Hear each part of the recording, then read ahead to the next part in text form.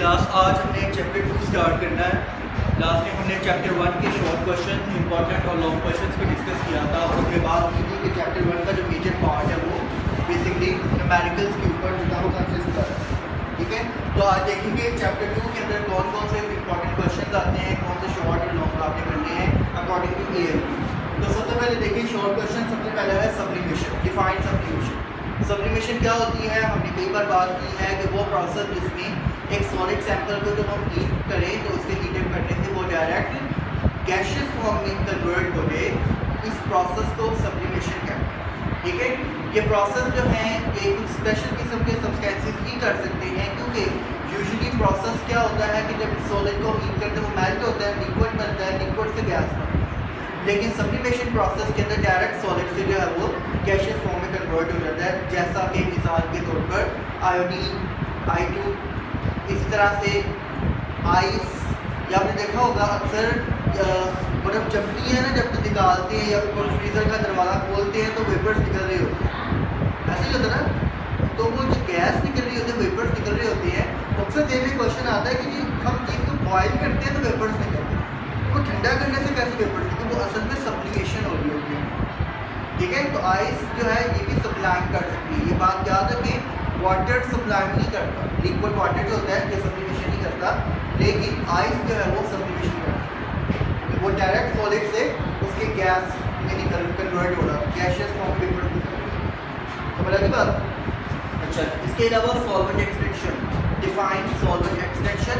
It is a separation technique which is used to separate two miscible liquid from each other.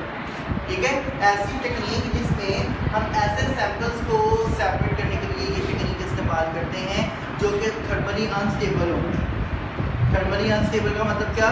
उनको heat करें तो वो sample जो है वो ख़राब हो जाए, जिसको हम सब्लिमेशन नहीं कर सकते, उसकी बॉइलिंग नहीं कर सकते। ऐसे सैंपल जिनको हम हीट नहीं कर सकते, हीट करने से वो ख़राब हो जाएंगे, वो डिस्ट्रॉय हो जाएंगे, तो उनको सेपरेट करने के लिए हम सॉल्वेंट एक्सट्रैक्शन इस्तेमाल करते हैं। सॉल्वेंट एक्सट्रैक्शन टेक्निक में आपको पता है क्या करते हैं, हम दो सॉल्वेंट लेते हैं, एक सॉल्वेंट जो है एक्वस होता है और दूसरा सॉल्वेंट ऑर्गेनिक होता है। इसी वजह से दोनों सॉल्वेंट एक दूसरे में डिसॉल्व नहीं हो रहे होते, इनमिसिबल सॉल्वेंट होते हैं। उन सॉल्वेंट्स के अंदर हम वो सोल्यूट डालते हैं जो किस सोल्यूट के अंदर सेपरेशन करना है। ठीक है, वो सोल्यूट क्या करता है, दोनों सॉल्वेंट में 50-50% जो है वो अपने आप को डिस्ट्रीब्यूट करेगा। 50% नीचे वाली लेयर में रह जाएगा जिसे एक्वस लेयर कहते हैं, 50% ऊपर वाली लेयर में आ जाएगा जिसे हम ऑर्गेनिक लेयर कहते हैं। ठीक है, और देन उसके बाद हम एक लेयर को सेपरेट करते जाएंगे तो दूसरी लेयर से सॉल्यूट ऊपर आता जाएगा, जारी बात है। तो नीचे से सेपरेट होकर ऊपर आ रहा है तो मतलब इस तरह से सेपरेशन ऐसा करते हैं। ये सॉल्वेंट एक्सट्रैक्शन के लिए।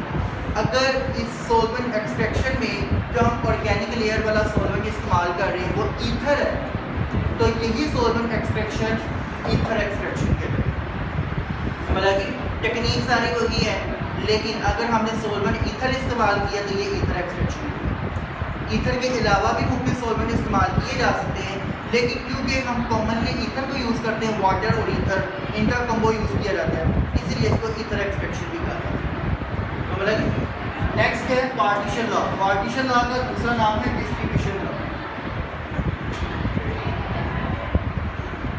डिस्ट्रीब्यूशन लॉ या पार्टीशन लॉ क्या है? This is the principle of working of the solvent extraction. Solvent extraction basically इस प्रिंसिपल पर काम करता है। पार्टीशन लॉ ये क्या कहता है? लॉ ये लॉ बताता है कि जब हमने एक सोल्यूट को डिसॉल्व किया है दोनों सॉल्वेंट्स के अंदर, तो वो सोल्यूट अपने आप को डिस्ट्रीब्यूट करता है इक्वल प्रोपोर्शन में। मतलब 50% सोल्यूट नीचे एक्वस लेयर में रह जाता है और 50% सोल्यूट ऊपर ऑर्गेनिक लेयर पे चला जाता है। Irrespective of the amount of solute added, जितना मर्जी सोल्यूट आपने डाला हो हमेशा 50% नीचे रह जाएगा, 50% ऊपर वाली लेयर पे चला जाएगा। मिसाल के तौर पर आपने 10 ग्राम सोल्यूट डाला था तो 5 ग्राम नीचे एक्वस में रह जाएगा, 5 ग्राम ऊपर वाली में चला जाएगा। 5 ग्राम डाला था तो 2.5 नीचे, 2.5 ऊपर, हमेशा हाफ ऊपर जाएगा, हाफ नीचे आ जाएगा, जितना मर्जी सोल्यूट ऐड किया हो। ये बेसिकली पार्टीशन लॉ बताता है। ठीक हो गया? समझ आ गई? और जो सॉल्वेंट एक्सट्रैक्शन है वो सारी की सारी इसी लॉ को फॉलो करती है। क्लियर? नेक्स्ट आता है भाई डिस्ट्रीब्यूशन कोएफिशिएंट। डिस्ट्रीब्यूशन कोएफिशिएंट को हम सिंबल के ई से शो करते हैं। ठीक है, के ई का मतलब डिस्ट्रीब्यूशन कोएफिशिएंट। डिस्ट्रीब्यूशन कोएफिशिएंट का जो फॉर्मूला होता है it will be basically a ratio. अगर हम सॉल्वेंट एक्सट्रैक्शन में डिस्ट्रीब्यूशन कोएफिशिएंट देखते हैं तो ये एक रेशियो है किसके दरमियान, एक्वस लेयर और ऑर्गेनिक लेयर के। मतलब की बात थी, ratio between the organic layer to the aqueous layer, this is called distribution coefficient. यानी सोल्यूट की concentration in the organic layer divided by solute की concentration in the aqueous layer. This is called distribution coefficient. समझ आ गई बात? Clear हो गई? ये distribution coefficient की वैल्यू हमें बताती है कि हमारी सॉल्वेंट एक्सट्रैक्शन की टेक्निक कितनी एफिशिएंट जा रही है। इसकी वैल्यू जितनी 1 के करीब आएगी उतनी हमारी सॉल्वेंट एक्सट्रैक्शन टेक्निक ज़्यादा एफिशिएंट काम कर रही है, यानी हमारा सोल्यूट अच्छे तरीके से सेपरेट हो रहा हो। समझ की बात? ठीक हो गया? अच्छा, नेक्स्ट आता है क्रोमैटोग्राफी टेक्निक। क्रोमैटोग्राफी आपको पता है ग्रीक लैंग्वेज का वर्ड है जो कि क्रोमैटोस से लिखा है। क्रोमैटोस का मतलब कलर है।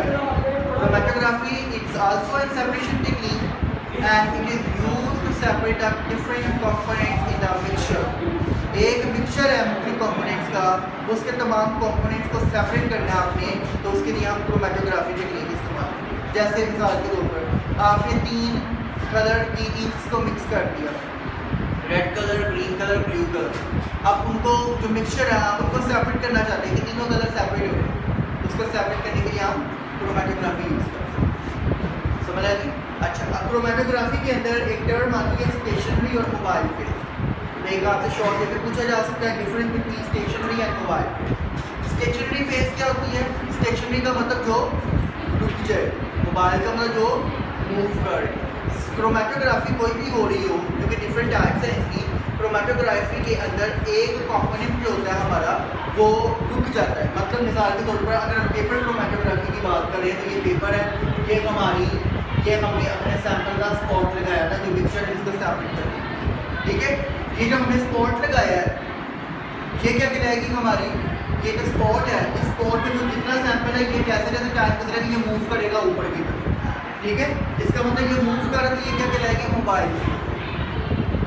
समझ आ गई बात? ये मोबाइल फेज के साथ मूव कर। क्लियर? और इस पेपर के अंदर कोई ऐसी चीज़ होगी जो कि इस सैंपल को होल्ड किए हुए है, ऐसे ही है ना? वो क्या होता है, वाटर। पेपर के अंदर वाटर मौजूद होता है और ये वाटर जो है इस सैंपल मिक्सचर को अपने अंदर होल्ड किए होता है, और ये वाटर जो है ये एक्ट करता है एज अ स्टेशनरी। समझ आ गई बात? क्लियर? ये वाटर जो पेपर में मौजूद है ये स्टेशनरी फेज का काम करेगा, और क्रोमैटोग्राफी के लिए जो सॉल्वेंट इस्तेमाल करेंगे वो मोबाइल फेज का काम करेगा। और ये जो हमारा सैंपल सेपरेट हो रहा है ये किसके रेफरेंस के साथ हो रहा था, मोबाइल फेज के रेफरेंस के साथ हो रहा था। जिस कंपोनेंट की, जैसे मिसाल के तौर पर ये इस सैंपल में 3 कलर हैं, रेड कलर, ग्रीन कलर और ब्लू कलर।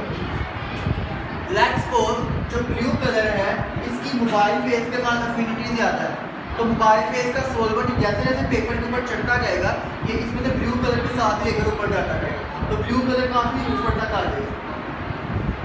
ठीक है, ग्रीन कलर की अफिनिटी ब्लू से कम है तो ब्लू के नीचे नीचे ग्रीन कलर आ जाएगा।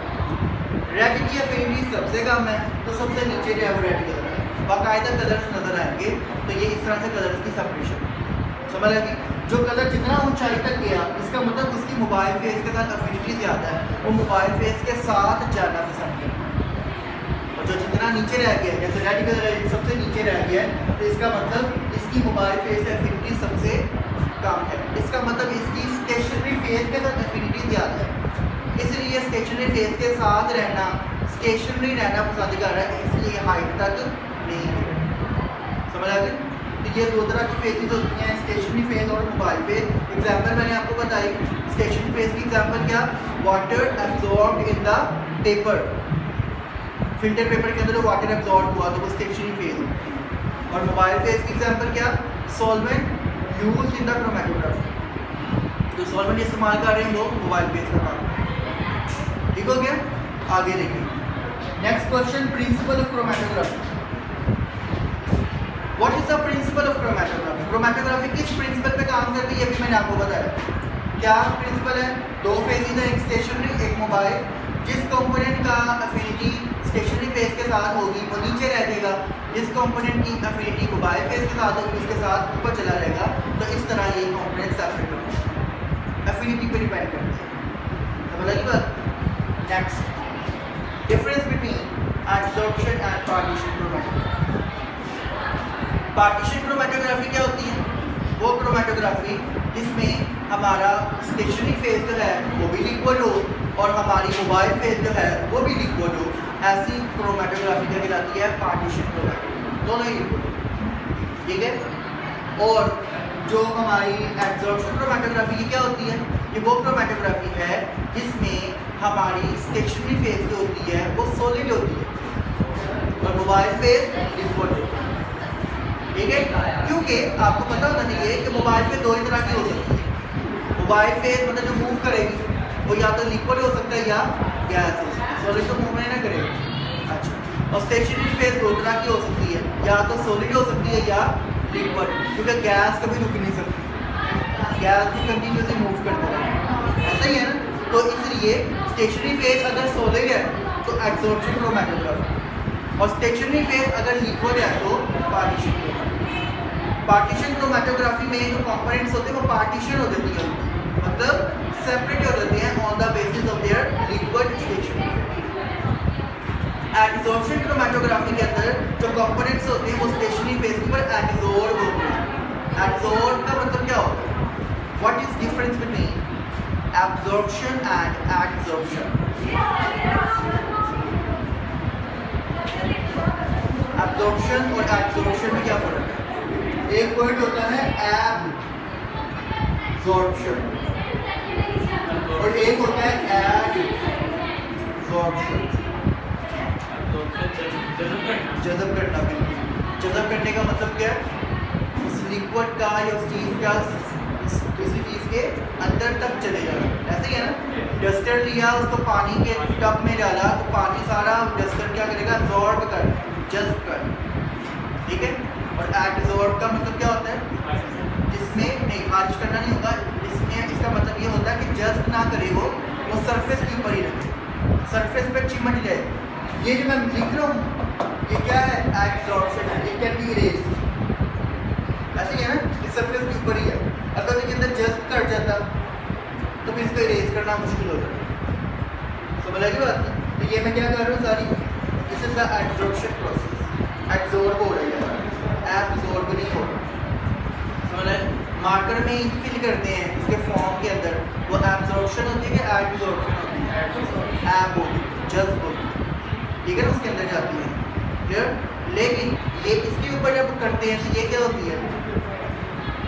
ये ऐड है, सरफेस पर ही रहती है, इसके अंदर नहीं जाती, ये सॉलिड बिल्कुल होगा, स्पॉन्जी टाइप नहीं है, समझ लगी बात? ठीक हो गया। तो एब्जॉर्प्शन का मतलब जो सरफेस पर रहे और एब्जॉर्प्शन का मतलब जो एब्जॉर्ब हो जाए, अंदर तक चला, ठीक हो गया। तो हम बात कर रहे थे एब्जॉर्प्शन क्रोमैटोग्राफी की। ये वो क्रोमैटोग्राफी है जिसमें हमारे जब कंपोनेंट सेपरेट होते हैं तो वो सॉलिड सरफेस के ऊपर ही रहते हैं, वो अंदर तक जज्ब नहीं होते, इसे एब्जॉर्प्शन क्रोमैटोग्राफी कहते हैं, एब्जॉर्ब हो जाते हैं इनके। इसकी एग्जांपल मैंने आपको बताई थी, एब्जॉर्प्शन क्रोमैटोग्राफी की एग्जांपल है TLC। TLC का मतलब क्या है? थिन लेयर क्रोमैटोग्राफी, ठीक है। और जो पार्टीशन क्रोमैटोग्राफी है इसकी एग्जांपल है पेपर क्रोमैटोग्राफी, ठीक है, जिसमें हम ये फिल्टर पेपर इस्तेमाल करते हैं। ये क्या है? Partition chromatography. मैंने भी आपको बताया इस फिल्टर पेपर में स्टेशनरी फेज क्या है? नहीं, कौन चीज as a stationary phase act करती है? वाटर, शाबाश। वो कौन सा वाटर? जो इस पेपर के अंदर एब्जॉर्ब हुआ होगा। इस पेपर में जो नेचुरल वाटर मौजूद है वो इसकी स्टेशनरी फेज का काम है।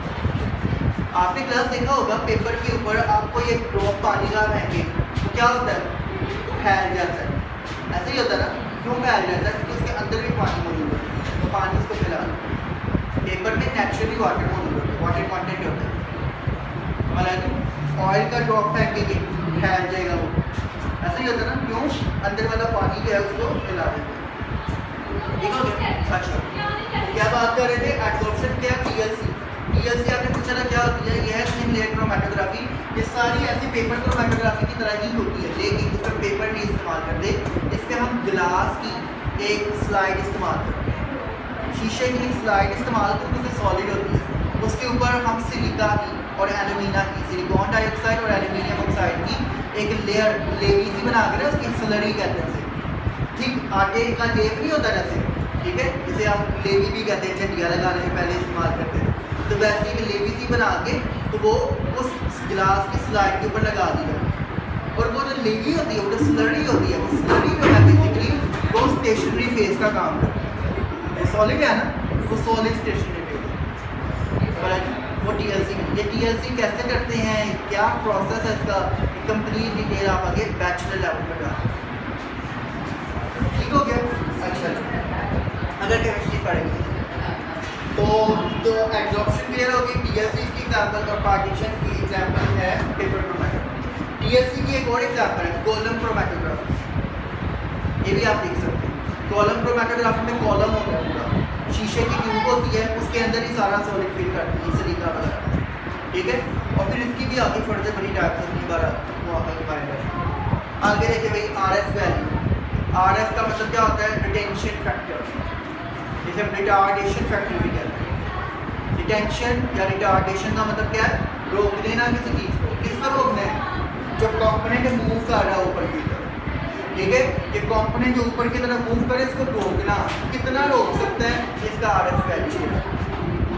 समझ आ गई, ये RF वैल्यू हम किसमें इस्तेमाल करते हैं, पेपर क्रोमैटोग्राफी के लिए, ठीक है। इसका फॉर्मूला आपने पढ़ा भी था, बुक में भी मेंशन है, distance travelled by the component divided by distance travelled by the solvent front. Solvent front का मतलब क्या है, सॉल्वेंट कितना ऊपर तक राइज किया हुआ है, इसका यहाँ से लेके यहाँ तक जो डिस्टेंस है वो कहलाएगा सॉल्वेंट फ्रंट का डिस्टेंस। और मिसाल के तौर पर रेड कलर यहाँ तक आया था, तो रेड कलर का यहाँ से बेस साइड तक जो डिस्टेंस है वो क्या आ जाएगा, रेड कलर का डिस्टेंस। इन दोनों को डिवाइड करेंगे 0 पॉइंट समथिंग हमारे पास आंसर आएगा, वो इस रेड कलर की RF है।